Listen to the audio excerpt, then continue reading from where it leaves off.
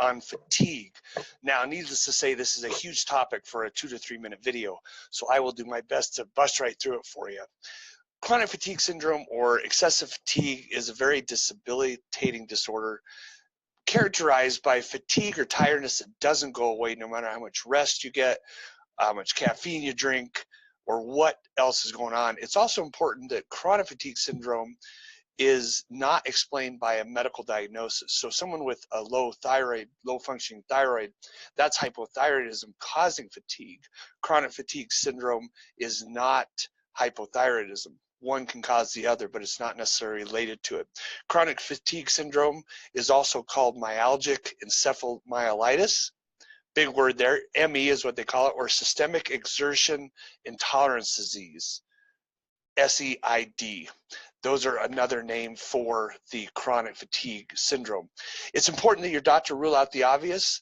Any disease states, obviously, we'll cover in different videos.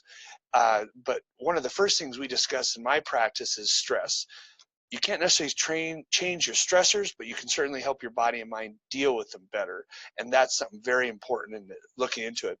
As your doctor tries to rule out other potentially medical causes of chronic disease syndrome, we want to look at heavy metal toxicity, overgrowth of yeast, viral or bacterial infections, including Lyme disease is on the list, oxygen carrying problems or concerns such as anemia, lung issues, asthma. If your body's not processing oxygen properly, it can cause problems. Sleep issues are huge. Hormonal issues, all the hormones, brain hormones, thyroid hormones, adrenal hormones, sex hormones, fat hormones, food-related hormones, all those things can cause chronic fatigue if not properly balanced. To intervene for fatigue, one of the best things you can do is establish boundaries. A lot of our fatigue today is we try to do too much. We all try to say yes to everything because we don't want to feel like we're slacking or not doing what we should. So establishing boundaries is a great idea. There's an excellent book out there by Henry Cloud called Boundaries, and I encourage anybody with any fatigue issues to check it out. Incorporating mind-body practices such as yoga, meditation. One of my favorite websites is calm.com, C-A-L-M, calm.com, C-O-M. For $60 a year, you can learn to meditate for 10 minutes every day.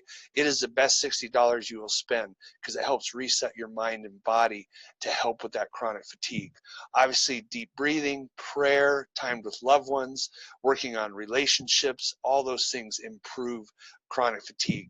Nutrition is very important with chronic fatigue syndrome. Try to eliminate alcohol completely because that does affect the way your body processes energy. If you use too much caffeine, that can have a rebound effect of causing fatigue. So the thing you're trying to utilize to improve your energy is actually making your fatigue worse. I'd also avoid sugary drinks, energy drinks, all those type of things. Drinking water on a regular basis helps, so I tell people to take a drink of water every 15 minutes while awake, maybe stopping it an hour or two before bed so you're not up all night calling me names. Great way to help the energy process. Avoid processed foods and sugars. Really focus on one ingredient foods, so nuts, seeds, fruits, vegetables, whole grains, lean meats. Best thing to focus on to help with that fatigue syndrome.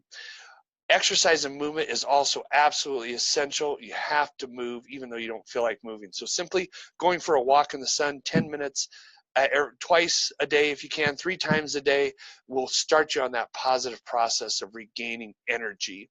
Sleep's also important. How long you sleep isn't really as important as when you sleep. Having the same hours every night is essential.